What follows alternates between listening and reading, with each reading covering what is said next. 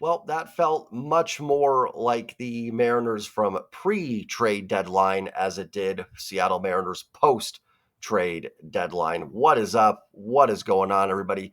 Welcome back and welcome in to the Seattle Mariners post-game recap. Mariners lose tonight 4-2 to the Detroit Tigers. They fall to 59 and 55 on the year. Houston wins, but they did lose yesterday, so the Mariners do have a half-game lead in the American League West. So we do survive another day in first place. Before we go any further, do me a favor, everybody, hit that like button, comment your thoughts down below, and don't forget to hit that subscribe button. But definitely a letdown today. Sunday's game didn't bother me a ton. Zach Wheeler dominated. He's a great pitcher. It happens, right? And you won the series against Philly. So I just wasn't going to be too upset about that game. I made the point every loss counts, right? Like I shouldn't just completely dismiss any game this team loses with 48 to go and fighting for an American League West title. You can't let any of them just go by without some criticism.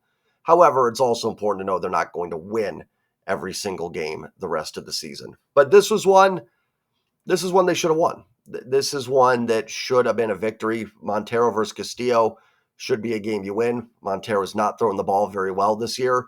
And of course, he comes out. Let me pull up the box score here.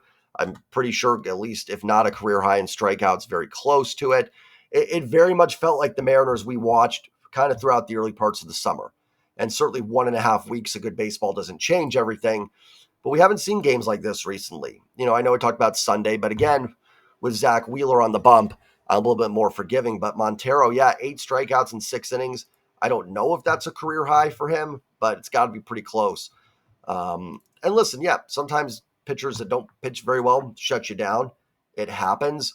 But the Mariners aren't in a position right now to really let that happen. They've got to collect W's when they're there. And it doesn't get any easier tomorrow as you face Tariq Skubal. So tomorrow is going to be a huge, huge challenge for the Mariners. Another reason, on top of just this felt like one you should have won, now you got to go up against one of the best pitchers in the American League tomorrow. You do counter with George Kirby, so hopefully Kirby's on his game. Tigers lineup is very bleh, kind of at everything. So hopefully you can find a way to shut them down. Maybe you can scratch a run or two off Skubal. The Mariners lineup isn't much better than bleh either. It's been better since the deadline, but in general. So I'm not trying to bash the Tigers and defend the Mariners offense necessarily either here, but that's got to be the hope that you can do tomorrow. I thought Luis Castillo threw the ball fine today. 6 innings, 8 hits, 3 runs, 3 earned, no walks, 9 strikeouts. Every ground ball found a hole against Castillo. Then you had the Luke Raley error. I don't think there was a single fly ball that was a hit off Castillo today. It was all on the ground. So a little bit of the BABIP gods got to Castillo tonight, unfortunately. He probably pitched better than 3 earned runs, a little bit better defense, and just a little bit better luck with the ground balls. He probably goes 6 innings, 1 earned run. I thought he was fine. Anytime you can strike out 9 and walk 0, I think you've done something well.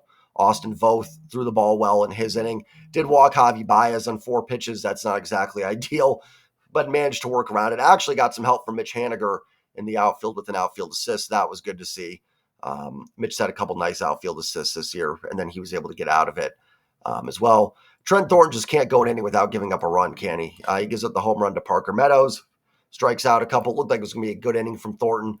And Trent Thornton's really, a guy I've defended. Listen, I don't necessarily think he should be off the roster, but he has gone from someone I thought was pretty good, underrated, to now just more of a mop-up duty guy. It's been a struggle. And even when he does look locked in, like I said, he just can't help but give up a run. That's what happened in this situation. Parker Meadows takes him deep. Looks like he's going to get out of it. Now, it ended up being a big run, right? We'll talk about the 9th inning here in a couple minutes. But, that maybe changes a little bit of that 9th inning there. So frustrating from Thornton. Like I said, it just seems like it's either an inherited runner or an earned run. But it really seems like Thornton can't go without giving up that run. Jonathan Hernandez, I am really excited about. A couple strikeouts in his shutout inning. I think we may start seeing him in some more high leverage spots. He has looked really, really good since coming over. It's been 2 innings. I think that's going to be a sneaky, nice pickup for this team. And one thing I like about Hernandez, he has the ability to go multiple innings. So I think he is definitely someone that can help this bullpen, and I think he will help this bullpen. Probably not going to be a super long recap. I did a video with friend Rooftop, check it out. I'll link it when that's up. We did a post game together, so check that one out when it's up as well. I'll have a link to that. But listen, the bottom line today was the offense was at fault. If you want to say Castillo got BABIP to death, I think he did. A lot of grounders found holes. If you don't, it doesn't matter. Offense need to be better against Montero.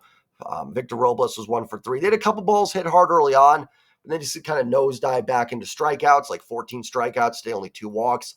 Kind of nosedive back into the old Mariners that we saw a couple weeks ago for a while. Arozarena had a tough game, did work a walk, but was 0 for 3 with a couple double plays.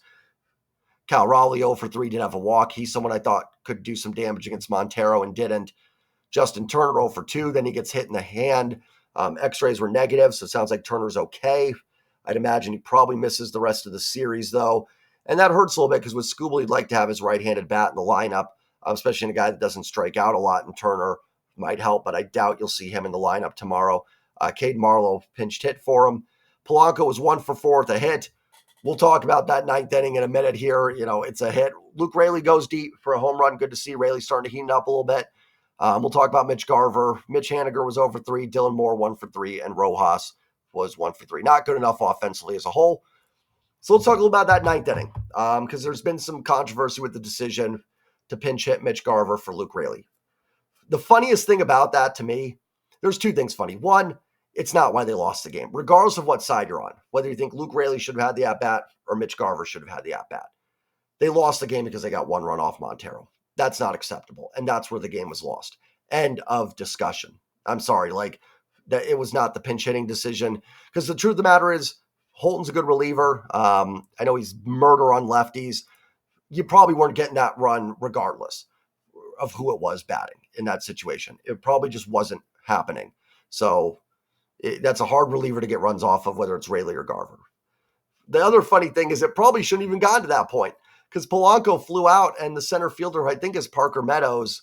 Was it Meadows in center field?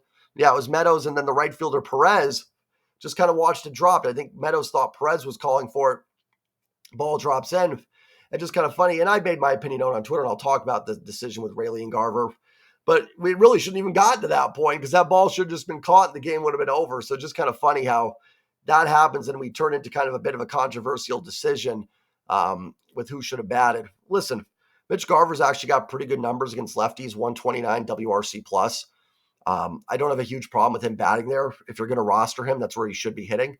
Now, I also will firmly admit it's not just about the numbers. Garver looks lost. He's scuffling. He's in a bit of a rut on the field, and he may be going through some stuff off the field. I never try and speculate on that. I'm not inside the players' heads. So I don't know. Maybe he's fine. Listen, anytime a player looks like they're struggling, or anytime a player is struggling, it's going to look like they're off because they're struggling. Like that at-bat by Garver was awful in the 9th inning. But was it that Garver just is stuck in a rut, or just it was a bad at-bat and they happen? You know what I mean? Like it's sometimes not a matter of like, I don't know, I just, I hear that, oh, Garver's in his own head right now, or is it just he's just not having good at-bats? It could be. I don't know. I'm not sure where he's at necessarily, nor does anybody outside of Mitch Garver and maybe some people on the team that he's talked to, but we have no idea where he's at. I do know his numbers against lefties are good this year. I also understand that it goes beyond numbers, and you've got a guy that's really struggling in that situation versus a guy in Luke Raley that homered earlier in the game and has swung the bat better for the last weeks. I will tell you also that Holton is murder on left-handed pitching. He is brutal against it. Raley is not completely lost against lefties, but Garver has been a better hitter against left-handed pitching. So again, I don't think, and I will say this too, you also have Garver coming off the bench. Raley was in the game, a little tougher come off the bench. So you can make the case stick with Raley. Again, I'm not going to fight you on it. I really don't think it mattered all that much. Polanco's ball should have been caught, and you got to get more runs off Montero. Didn't have a problem with going to Garver there. I think at the end, if you really want to debate it, it might come down to more of a roster construction issue than it does a managerial decision to make that pinch hit. I was fine with it. I don't think you were getting a hit there really either way. I do think Garver's probably, if you're taking away all the struggles and just looking at the numbers, the better option there. But again, I'm also someone that understands sports. Life is deeper than just the analytics and deeper than the numbers. So that's my take on it.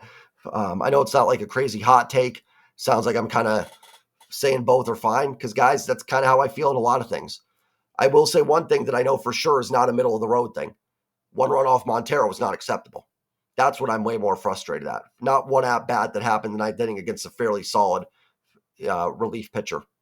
It goes back to other things that happened before then.